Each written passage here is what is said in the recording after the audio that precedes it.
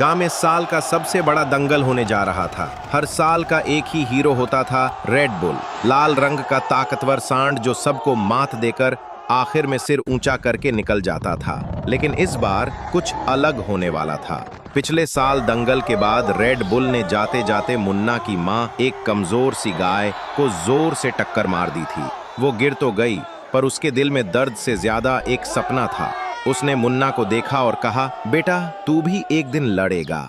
दिखा दे उनको कि असली ताकत सिर्फ शरीर में नहीं, हौसले में होती है। मेरी दुआ हमेशा तेरे साथ है। लोग हंस पड़े। ये कमजोर मुन्ना रेड बुल का सामना करेगा। किसी ने उसकी पतली टांगों का मजाक उड़ाया, किसी ने उसकी माँ को बेचारी कहा, लेकिन मुन्ना कुछ नहीं बोला। सिर झुकाया और जंगल की तरफ निकल गया। वहां वो अकेला था, लेकिन इरादों से भरा हुआ। सुबह से शाम तक दौड़ लगाता, नदी के ठंडे पानी में छलांगे लगाता और रात को माँ की बातें याद करके आंखों में आंसू ले आता। दिन बदलते गए और दंगल का दिन आ गया। मैदान गरज रहा था, लोग इकट्ठा हो रहे थे और बीच में खड़ा था रेड बुल, लाल, गुस्से से भरा, गरजता हुआ वो सांड। कोई भी उसके सामने नहीं आया। तभी एक सांड धूल उड़ाते हुए मैदान में आया। जली हुई नजरें, सीना चौड़ा। लोग घबरा गए।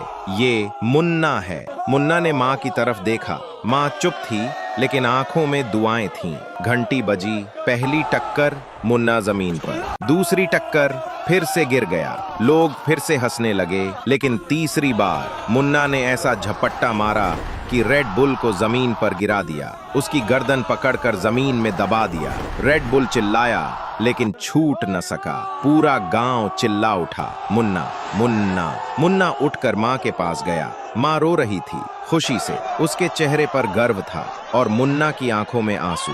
लेकिन इस बार ये आंसू दर्द के नहीं थे। ये उन लोगों के लिए थे जिन्होंने अब तक लाइक और सब्सक्राइब नहीं किया।